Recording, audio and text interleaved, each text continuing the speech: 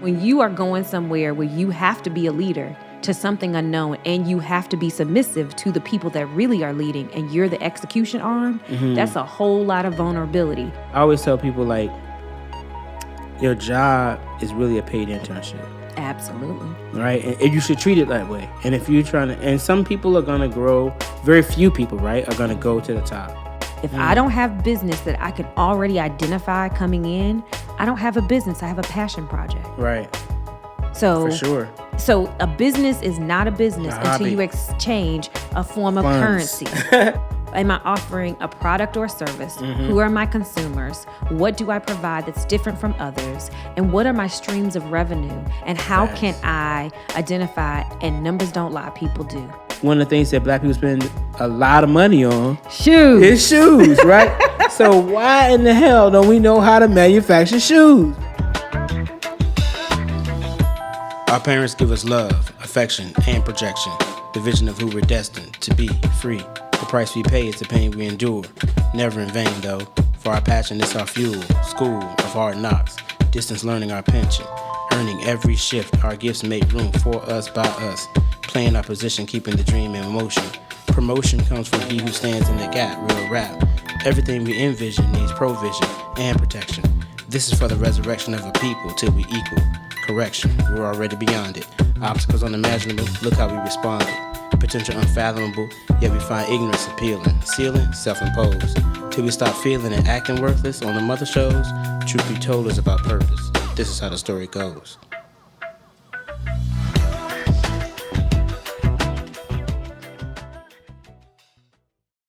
All right, Miss Sharp, what does do? Hey, how you doing? How are you today? Good. How are you? I see a lot of pink and green in here. It What's is. What's really good? I just love pink and green ski-wee. That's Kiwi, huh? So, where did you cross? So, I went over grad, but I was associated with Norfolk State University. NSU in the Easy. Behold. Green and gold. All right, all day. What year did you come out of Norfolk State? 2004. 2004. Yeah. So, after I left, I'm a little bit old. But I grew up on the campus. I am. Everybody grew up on Norfolk I'm State fifth or campus. sixth generation at Norfolk State. My entire My family grandmother is grew up NSU. there. Yeah. So when I say I grew up on the campus, I grew up as a child at Liberty Park.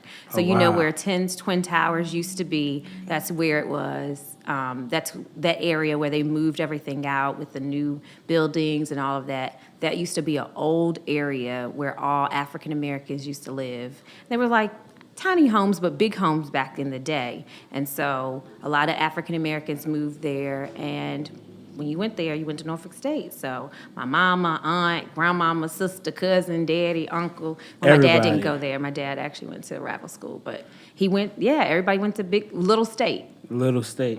So, when you say you grew up on campus, you literally grew up on I campus. literally grew up Wow, on campus. that's big. My That's big. my godfather and my godmother, they all went there. So tried and true, green and gold. So, how do you feel about the HBCU experience? So mine was a little different. I went to an all-white school, like in grade school. I also, preschool and all that. I went to a private school that was all black. But when I went to, third up until 12th grade, it was all white, literally less than 50 people. So the thought of going to a HBCU was like embedded.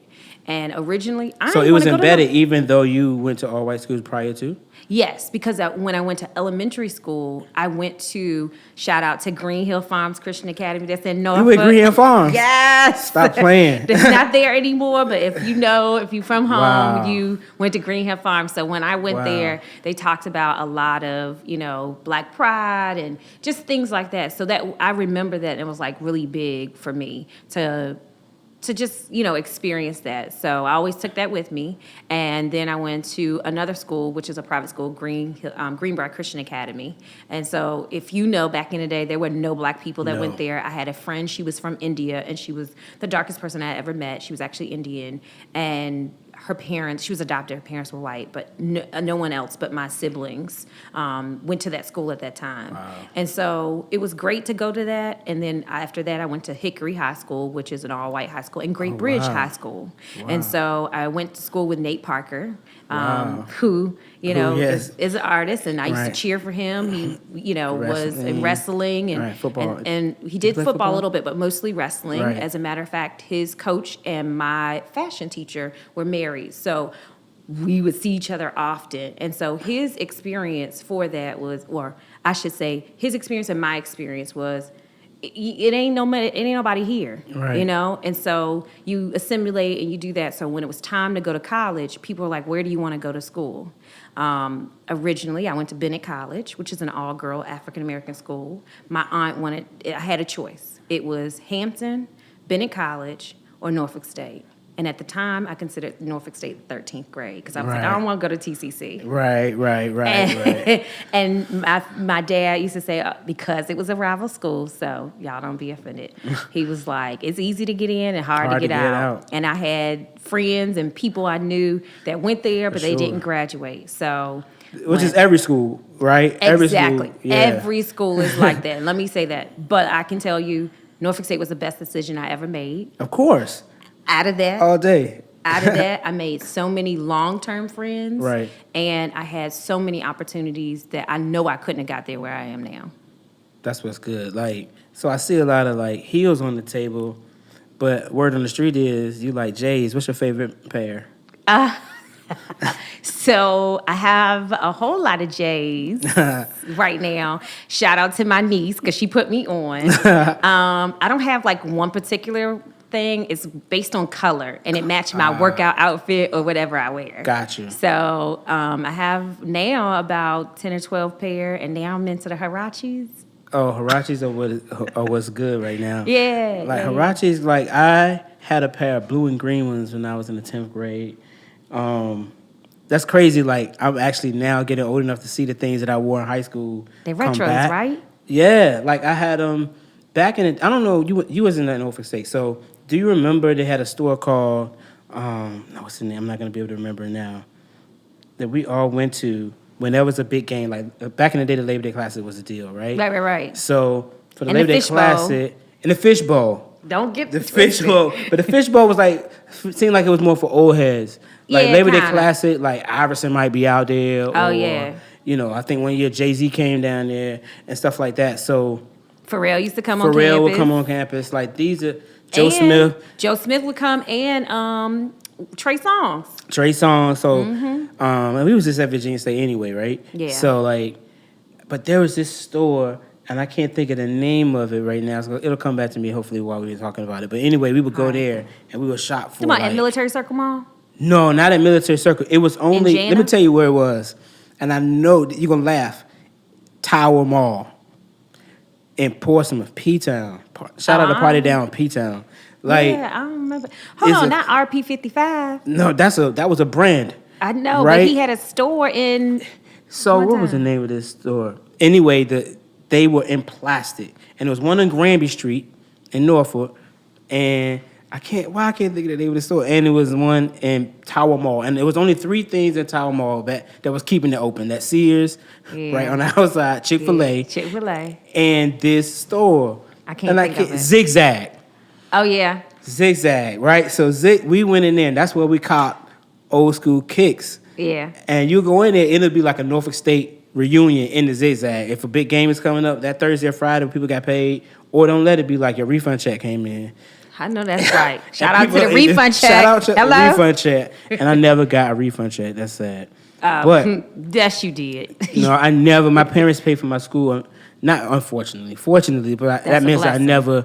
that also unfortunately meant, man, my gear was never at the level of everybody else's because my parents were paying for me to school, but not for my clothes. So I bought my own clothes, but Zigzag was that, like, reunion. That was a happening spot. And that's where we all went to buy old school kicks. And now these kicks are, like, on the internet, and you can get them. It's, like, it's insane. So what got you into the J's, like, your niece, or, like, how do you get in? What's your love for shoes? Where'd that come from? So my love for shoes have always been heels. Let me start with that. Oh, wow. And as Okay. a kid, my mother owned over 470 pair of Oh, wow. shoes. And Is as your a mom like into fashion? she Into fashion? was. So my mother was Miss Most Fashionable in high school and at college when she was at Norfolk State. She was Agna down and what they call it, Agneer. And she was doing Louis Vuitton back then. Wow. That was her thing. And so, I learned fashion from her and my aunts, my grandmother as well. And so that was like the love because they believe you always wear a heel as a woman. As a woman. You supposed to be in a heel. So how do they feel about the J's and this whole movement that's coming out now? Do you feel like that should be a part of high fashion, like sneakers? I do. I think sneakers have evolved. Definitely the sneaker wedge. Those are so high, especially for a woman who doesn't wear tennis shoes. That is something that you need to sneak in and get up on the game. And then Chanel just came out with a beautiful, beautiful pumpkin orange and black heel. Oh my God, y'all got to get into it. I'm like, serious. It's really about that life right now with the sneaker. And I think you could dress it up and dress it down. So For sure. That's the cool part about it. You don't always have to be in workout clothes or be dressed down to wear a hot sneaker. I think like it's interesting because your background, just from your family perspective, but then all these experiences that you had kind of led you to what your primary revenue stream is, right? Yeah. You know what I mean? Like, I feel that very interesting.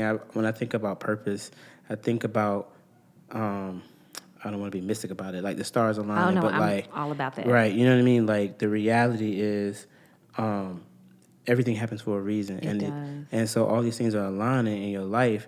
And then you had this one person that's kind of prodding you, like, go get this government job.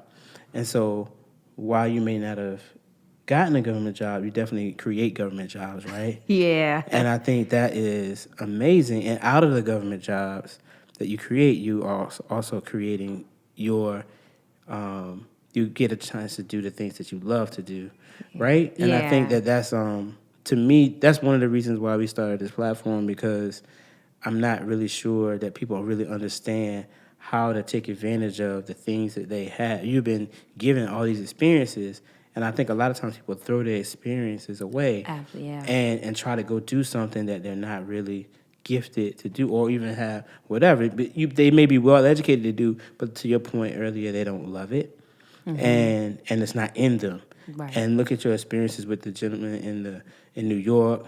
And all these people teaching you these things and having the learning patience and learning how to acceptance and learning and being a caregiver at a very young age.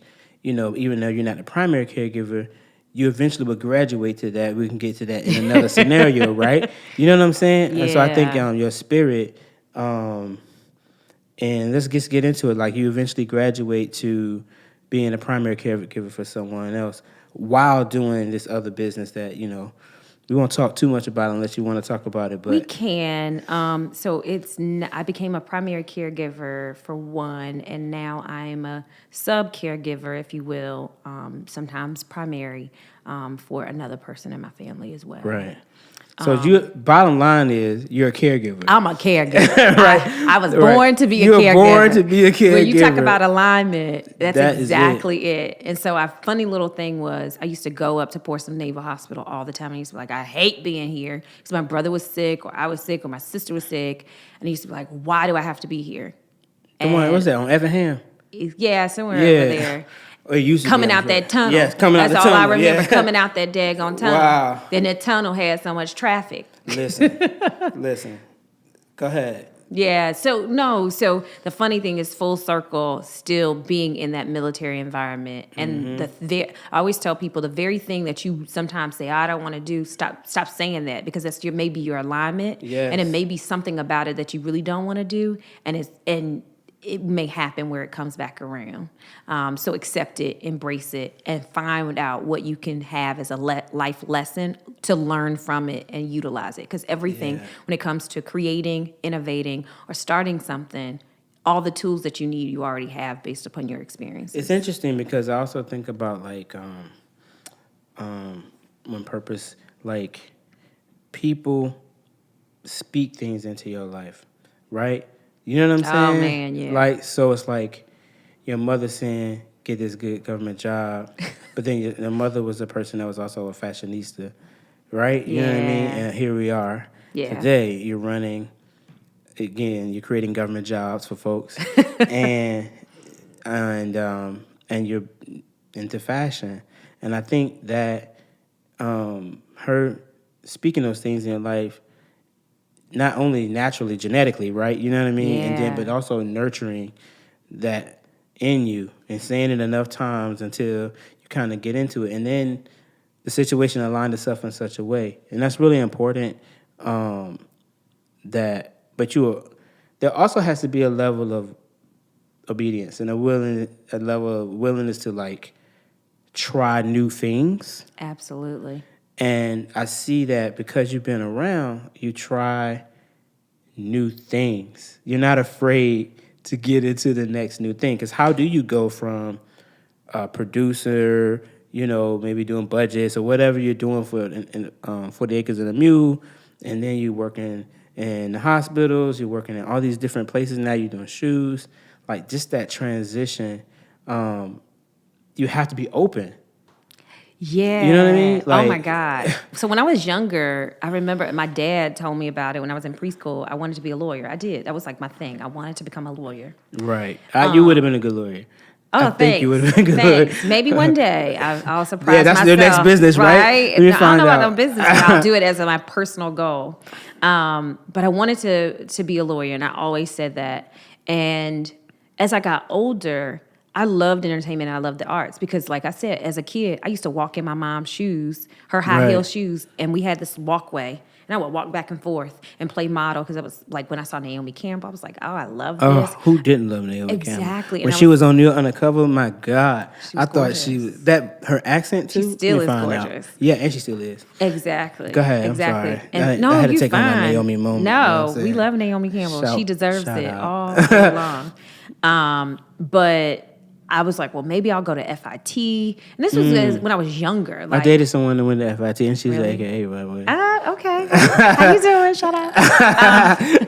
But I was like, yeah, I really want to do something. But, you always hear in your family, especially black families, be a doctor, lawyer, Indian chief. And I think that's for all minority families. I used to think it was just Black African Americans, but no, it's all. Yeah, it's all of them. And so it was like, well, I know there has to be more out here because I knew I could do it, but how do I remain true to myself? I liked the best of both worlds. So as I got older, it was like, I know I want to try new things. And when I moved here to DC, it was different for me because in New York, you could sit next to Tom at the restaurant. Tom may actually own Viacom. And you don't even know you've been talking to Tom all the time. It's a little bit more segmented here, It's a little different. Yeah. And so I'm not saying you have to get with the right crowd, but you have to be on an agenda or mission when you're going out to network with people. Because the way they network here is a little different than the way they network in New York, except for if you're if you're in the financial district. It's a little same. It's a little bit of the same. But overall, it was different. You moved different. And so once I came here to DC, it was like, okay, what am I going to do? I started working in staffing. Working on K Street at Kelly Staffing and learning that. And from there, got another job working with... So you did actually have jobs. I actually had jobs. Gotcha. And so staffing and HR, which was what I knew, was what I started doing. And then I found out about consulting, government consulting. And I had a mentor who was a family friend, and Herb Cooper. He worked at the time before then for the Bush administration, and I'm naming names because God rest his soul. Yeah. He is the reason why I'm one of the reasons why I'm here today. Yeah. Because I know nothing about nothing when it came to consulting. And it was a mentor for me too. Yeah, you got to have somebody spoke into my life. Somebody is going to speak into your life, whether you don't even know if what language they're speaking. You gotta have a plug, man. He literally, at first I said, "Is this old man trying to come on to me?" And I can say this now because he's passed away. He was not. He just said, you are a nice young lady who seems smart, and you're in HR. Let me show you how the real HR people roll. And he took me to events, and I'm sorry to name drop, but he literally took me to heavy hitters where I'm sitting at the table talking to Kenneth Chenault. Oh, wow. And having an opportunity to speak and have a full range conversation about who he is and what he does was life-changing for me. For sure. And so after that, it was, I'm going to introduce you, and we're going to talk about this and, building that rapport. So things change real quick. Yeah, definitely. Yeah. And so I guess we'll get into it a little bit. Like, how did you, when did you decide, okay, I'm going to turn this into my thing? So I had worked in consulting for almost about 10 years. As a consultant for other companies? For large companies. Got you. Left and went to a Native American-owned company. Mm-hmm. And the funny thing is, I So they were fired 8A? myself. Well, Native American-owned companies work differently. Got you. You can reinvent yourself, and you can okay. become 8As every couple of years until you max out. So Gotcha. learning that is awesome. Learn the game. Learning the game. And so at that time, I didn't take, I'm going to be real honest now. I was working on a project, and it was healthcare related. And at the time, having a conversation with the Surgeon General is obviously a big deal. Right. But having a conversation with his wife talking about fashion is a whole nother thing, right? Right. And so again, alignment. I met Right. Surgeon General at that time through his wife. And she would be waiting for him, and we would talk about shoes. She had the cutest shoes, and she liked my stuff or whatever. Mm-hmm. Long story short, as it related to contracting, I just wanted a job. I just wanted a job, pay my bills. I didn't have a lot of student loans. I graduated with very little student loans, and I didn't want debt. That was my biggest thing. I didn't have a whole lot of credit cards. I didn't want credit cards. I cried when I got my first one because I scared I was going to shop. Yeah. And max it out. And so after that, talking about contracting, I just wanted a job. And they would say, hey, you want to get promoted? Nah, I don't want to be promoted. Let me stay here. You can give me a raise now. I ain't going to turn that down. For sure. But do I want more responsibility? No. And Interesting. well, I learned through staffing some of the models and how they utilize consultants is kind of the same staffing model. And so innately it was, I'm at the fourth quadrant in the top 20 percentile. Oh, no. Because I may get an LOE in 2 years. Right. And so you got to either stay for 3 years or skip. And I came from my parents, where you stay at a job for 20-some years. It looks bad if you leave. So my dad didn't understand that. Yeah. When I first got in again, he was like, so y'all you're hoppers. Hired guns. You know what I'm saying? Yeah. You just go from, and that my parents, I'm a caregiver for my mom. Oh. And she was like, at a company, at Bank of America, before it was three from the beginning. First National, to Sovereign, to Nations, to Bank. She was at from the very beginning. And so, and that's what they did. And so she really struggled when she left there to find something else because they just didn't have a mentality the way. And I feel like we're lucky, I guess, in a way. We are. Because we kind of came in at the end of that sort of the way the industry was working, the job. Yeah. It's market slash, was working. So they call them slashers now, where people think about moguls, they're all slashers, right? Yeah, right. Now the average person can become a slasher. Yeah. And not a slasher and this is my passion project, a slasher where these are my business. I pay my bills. I'm making a profit, and this is a real business, a viable business. So. And social media and internet is a big part of that. Absolutely. Right? Remote work, things of that nature. Absolutely. So back to you go into the situation, you begin this, you don't want a promotion, and then you ended up how? So it started out at one large company. It was a top 5 consulting firm and working on a project for TSA. Didn't know, I knew how to interview well, right? But I didn't know the other consulting firms. I got a call from another large consulting firm that you and I both worked at. And I was like, well, what is this? And model was different, the whole process model. The whole model, yeah. And so for the first year, I felt like I was going to be fired every day. Because I just felt like, oh, this job teaches you how to become an entrepreneur. For real. That is. For real. Because I never knew, okay, I'd interview for the job. Now I got to interview for a project. Yeah. The thought mentality. And then you have to work on the project. And you're not just working your regular man hours. You have to either do, that time, community service. In addition to community service, you also had to do your white papers and do that. And so now and it builds you. So now, but the good news is you take that, it's like I always tell people, like, your job is really a paid internship. Absolutely. Right? And you should treat it that way. And if you're trying to, and some people are going to grow, very few people, right, are going to go to the top, right? And they might become, in the C-suite, right, or something like that, but if that's your objective. But particularly if they look like us, it's going to be harder to do, right? So, and if they look like you, right, it's going to be even harder to do. Much harder. So understanding and taking those experiences and allowing yourself to go on your own and having the skills to do that is So let me just say this, what's interesting. So many minorities, and I like to say minorities as a whole, because I don't like to exclude, especially during this time setting. We do ourselves injustice if we forget about the Latino community and as well as the Pan-African community and also the Indian Southeast Asian, the Southeast Asian community. Well, real Indians, not Native Americans, right? Like, right. Yeah. Right. Well. Yeah. We won't talk about that either because I'm super excited about it. Okay. But it sometimes you get looked over, and especially at minority women.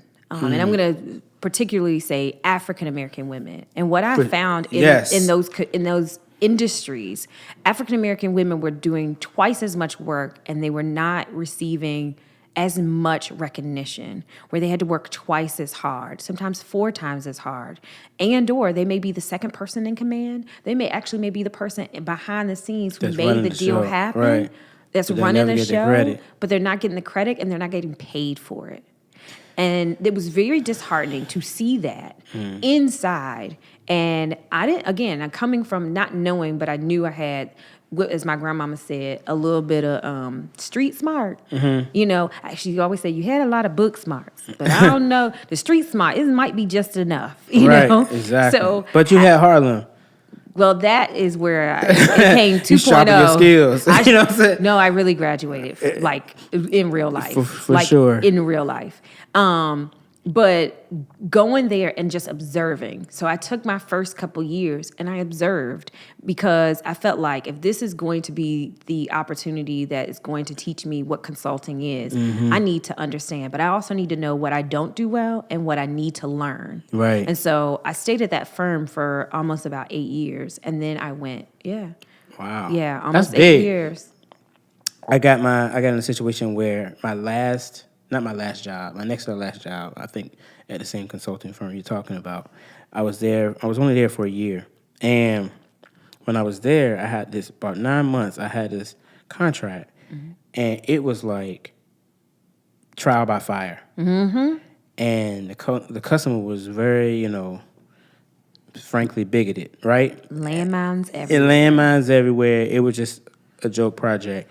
And so, but what's interesting is the struggle, right, and the challenge, always constantly being challenged. It's 2 white people on the project, it's 2 black people, and 2 black people get it every day, right? We're getting it. You know what I'm saying? So but the thing was, I'm not married, I'm single, I don't have any kids, so I was like, I'm just gonna stay late, and I would stay late, and I would read, and I would learn, and I'm leading up to this question, and the lead in is like, all of that stuff, in that 9 months, I learned so much about architecture, right? That when I got to my final job, where I met Nicole, right?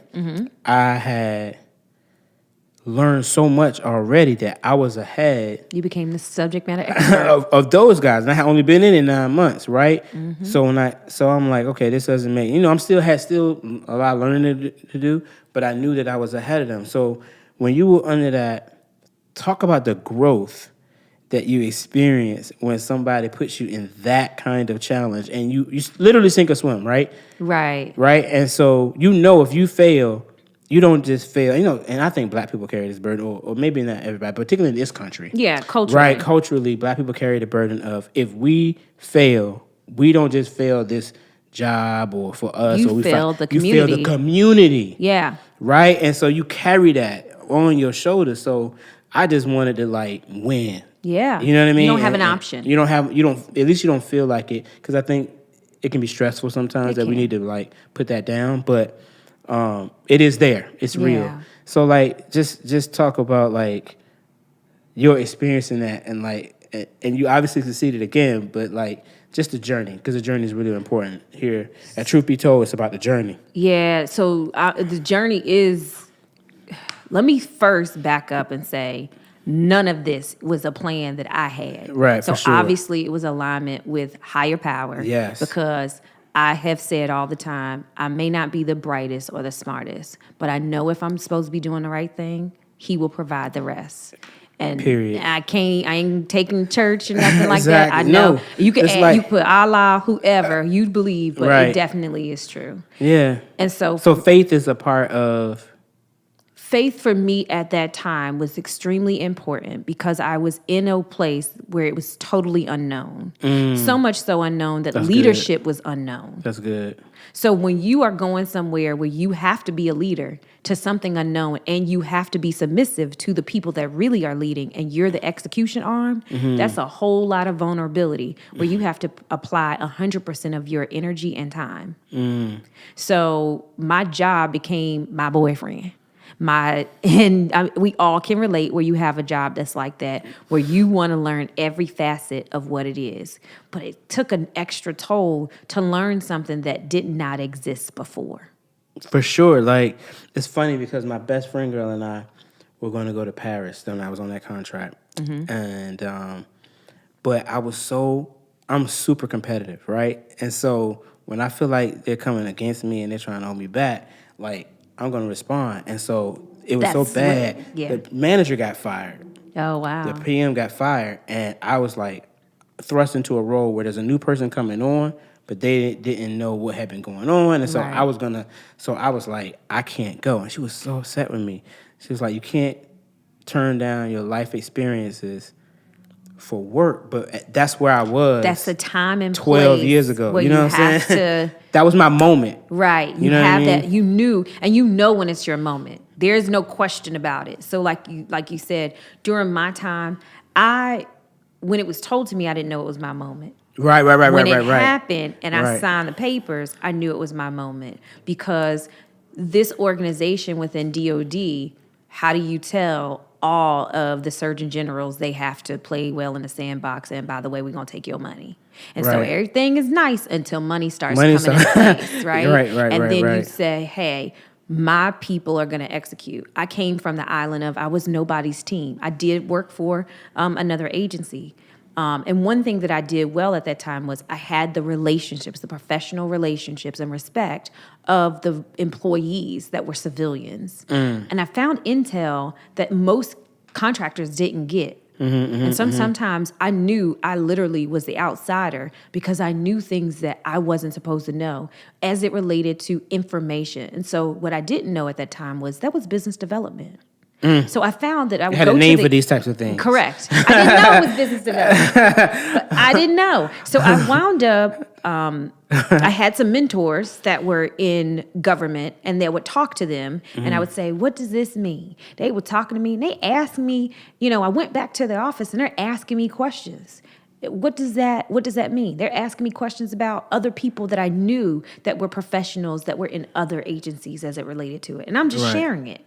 And so what I found out very quickly as I started building relationships with other people, I was sharing too much and talking too much. And so what I did That was your value. Yes. That was it. But I felt like I'm sharing information. I'm learning. All I want to do is just get a job and show value added. I just want to get my job, Get your bread. get my bread, go home. Not saying I didn't have drive or expectations. I had other things that I had to focus on, which was my responsibilities at home. So going to that job, I picked up becoming a full-time caregiver for my aunt, who, was very dear to me because she was the one who told me to go to Bennett College because that's where she wanted to go.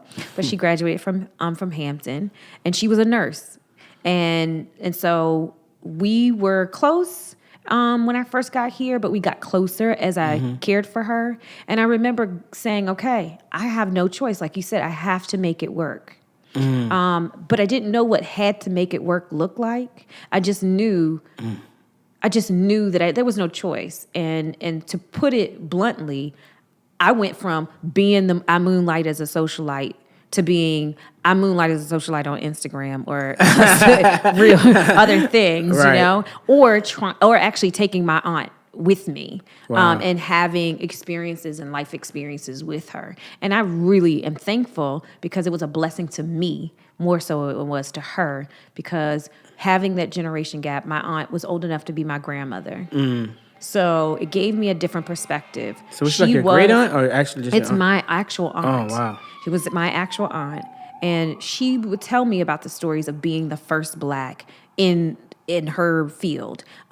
Our cousins who were older, my cousin was the first Black person to graduate from UVA, not knowing those stories, not having those connections. And what I say by that is, my aunt and my mother's father died when my mother was 16. So we didn't have a relationship with that side of the family. So hearing these stories over and over and over again, it gave me a new sense of identity that, like you said, it wasn't about me anymore because I'm reliving through my aunt segregation. Right. And she didn't experience it like I thought she had, but the whole idea of you have to achieve. You have to work 5 times as hard as anybody else. And my father made it quick. You cute, but you ain't that cute, little girl.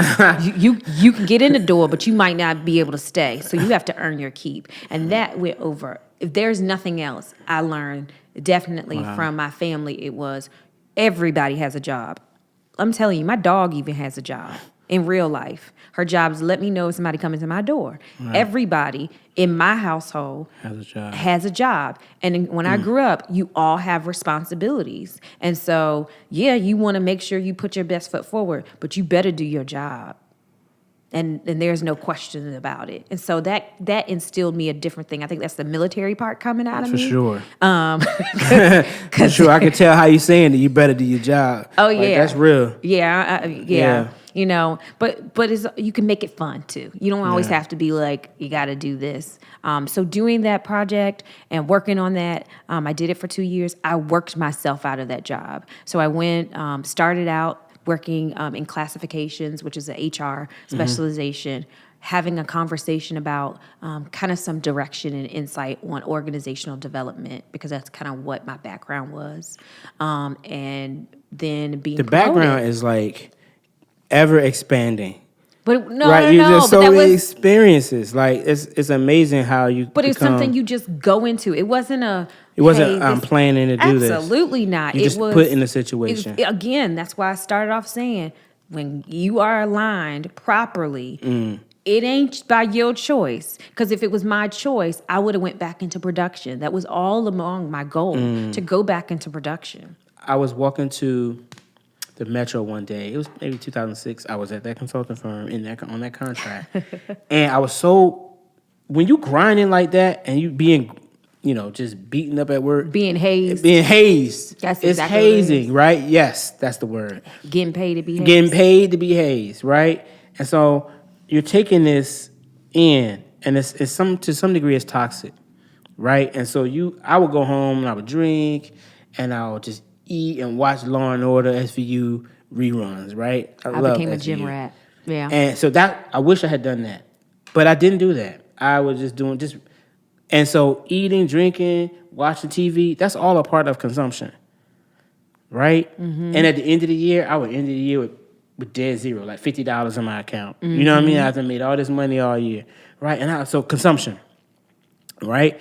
And so what I'm saying is, at some point, I would walk to the metro from my, you park in Dunloring. I'll park out Dunloring, walk to the metro, and between the metro, my car and the metro, my back would start hurting.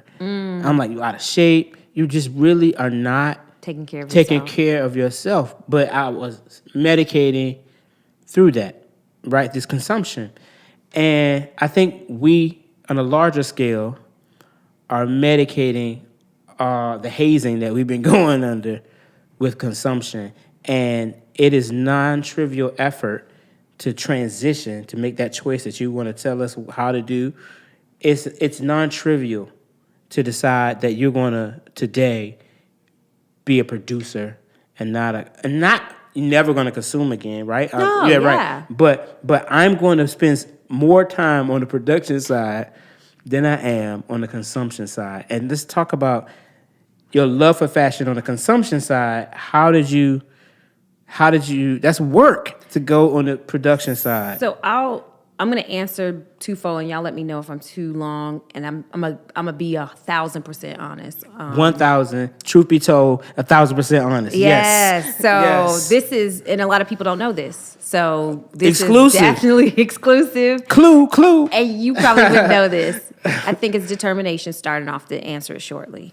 My experience was as I was taking care of my aunt and working 70 hours plus a week, I got sick and I had to have emergency surgery. And during that time, I had a TMI because y'all are men, but I had a 7.5 pound fibroid on my uterus. And so I had to have emergency surgery. And my situation was You was like 8 months pregnant. and I didn't even know it. And it didn't look like it. Right. And I had goals, working on my passion project, my first one with my luggage, Toshka Luggage. I was literally asleep, and woke up out of my sleep like somebody woke me up. And I had multiple days in a week of a vision of my product. And I didn't know how to make the product. I didn't know where I was going to start. And I just said, you know what? Why not? And I'll be honest with you. I said I needed signs and I needed a whole bunch of stuff. And it started even with I'm big on signs. God, show me a sign. For and sure. I'm like everybody else. I don't believe that sign, so I'm gonna need a second sign. I need a second sign. I need like 20 signs. And, hold on. Was that you? In real life, I was like, I need 7 signs 7. in a week to let me know. Yes, the completion. And I'm talking about and I had signs that I needed that were ridiculous. I ain't talking about God, let me see a red car drive by. No. God, I'm gonna need you to send me a check for $131 that I don't know. And then I see, oh, you have a bill returned for $131 because you overpaid.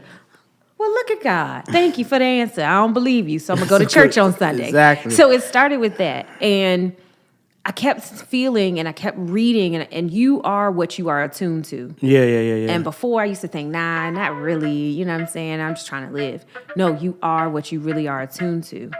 Because I kept hearing messages and people and my surrounding at one point. Everybody was an entrepreneur. At that point, everybody I knew that I talked to at least on a weekly basis were entrepreneurs. And it was like, how did this become my circle?